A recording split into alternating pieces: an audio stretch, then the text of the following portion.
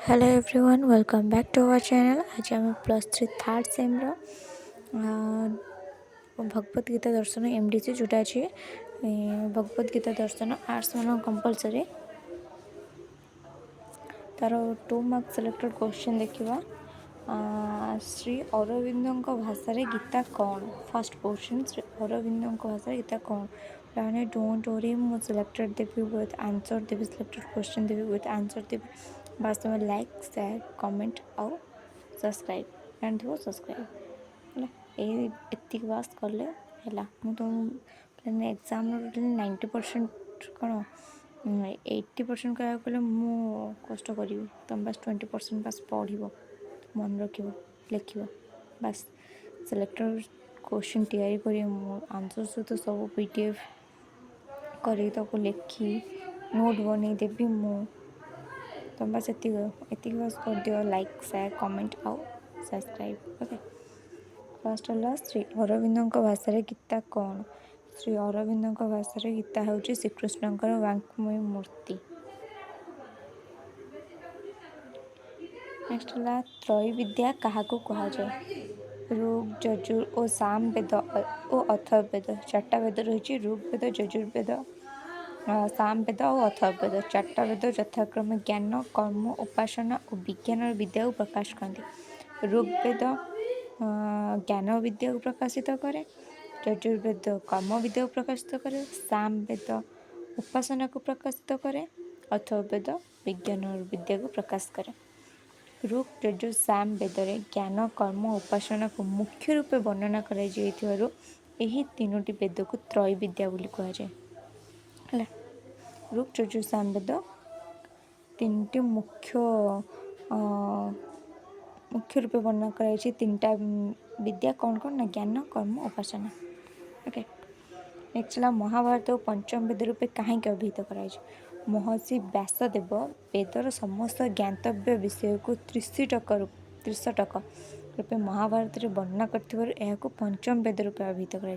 त्रिशटक माने कौन? त्रिशतक जो 18टा अध्याय को 3 भाग विभक्त कराई।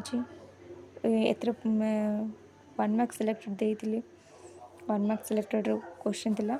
18टा अध्याय जो रही महाभारत 18टा अध्याय 700 श्लोक रही। टोटाल 18टा अध्याय रही। 18टा अध्याय कौन हुए ना 3 भाग विभक्त कराई है। 6 6 6 6 भाग 6 भाग 6 भाग 3टी सोपान विभक्त कराई त्रिशटक बोली कहुए। त्रिशटक ओके, से त्रिशटक रूपे महाभारत वर्णना कर पंचम वेद बोली कहुए। क्या महाभारत कहुए, गीता को भी कहुए। बलराम दासों मतरे गीता कौन? भक्त बलराम दासों मतरे गीता हूँ आदर्श जीवन गठन एकमात्र वेद। बुझला, आदर्श जीवन गठन एकमात्र वेद किए कहते ना? बलराम दास। महात्मा गांधी मतरे गीता कौन ना? महात्मा गांधी गीता को सार्वजन माँ बोली कहते, जार द्वारा सबु प्राणी खोला अच्छे, जार द्वार है। गीता हूँ एमती गोटे कौन? गीता गोटे माँ जे कि ता द्वारा समस्त खोला रही। वेदांत कौन और एथिरे केतोटी प्रस्थान रही? वेदर अंत होउछि वेदांत और एथिरे 3टी प्रस्थान रही, उपनिषद, गीता और ब्रह्मसूत्र। वेदर अंत होउछि वेदांत, वेदांत 3टी प्रस्थान रही, उपनिषद, गीता, ब्रह्मसूत्र। जर्मन पंडित हम्बोल्ट गीता विषय में कौन मत देते? हम्बोल्ट मतरे महाभारत अंतर्गत गीता ग्रंथ पर चमत्कार और सुंदर ग्रंथ नहीं है। हम्बोल्ट कौन मत देते ना? महाभारत अंतर्गत जो गीता अच्छे गीता ग्रंथ पर चमत्कार और सुंदर ग्रंथ आउ नहीं। सबु देशर सबु साहित्य यही गीता परी आउ केउठी तत्व संगीत लेखा होई नहीं है। आम देश कौन विभिन्न विभिन्न भाषा लिखाई, विभिन्न विभिन्न साहित्य लिखाई से। तिलक भाषा गीता कौन? तिलक भाषा गीता हूँ एक विशिष्ट ज्योतिर्मय अमूल्य मणि जहाँ दुख प्रपीड़ित हृदय शांति भरी दिए एवं आमको दिव्य आध्यात्मिक ज्ञान अधिकारी कराए। तिलक भाषा है। नेक्स्ट है गीता क्यों धर्मर निर्यास को बहन करे? गीता ख्रीष्टान धर्म, बौद्ध धर्म, इस्लाम धर्म, हिंदू धर्म, यहूदी धर्म, पारसी, जैन धर्म, बाहाई धर्म आदि धर्म निर्देश को बहन करे। गीतार केतोटी अध्याय रही और से क्यों विषय वर्णना कर गीतार 3टा अध्याय रही 18टा अध्याय 3टा सोपान रही से प्रथम अध्याय त्वंग बा जीवात्मा उपर विशेष भाव में आलोकपात कर त्वंग बा जीवात्मा।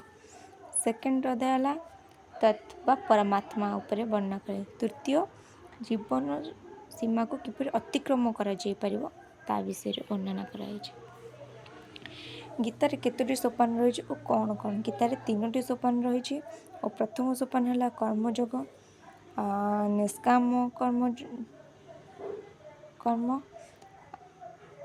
निष्काम कर्म यज्ञ। द्वितीय सोपान है ज्ञान योग, आत्मोपलब्ध और आत्मा तथा जगत यथार्थ।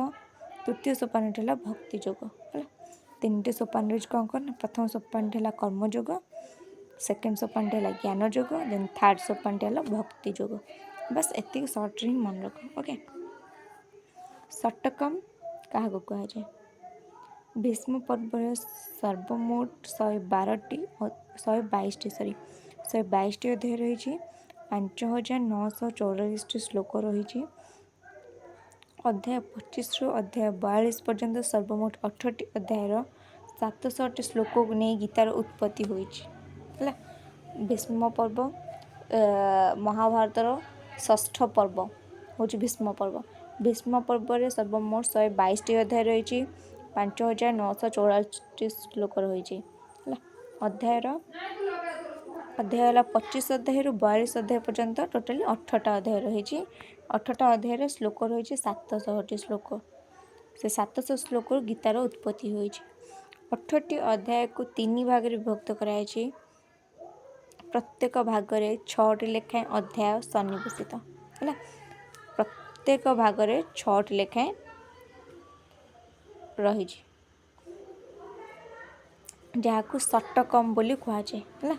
जहाँ षटकम है मैं 6टी लेखाएं तो षटकम बोली कहुए। ओके नेक्स्ट वीडियो पे मैं सिलेक्टेड लॉन्ग क्वेश्चन आनी तो तुम्हें प्रिपेयर हो selected long question with answer आनी प्रिपेयर हो क्लास में। ओके।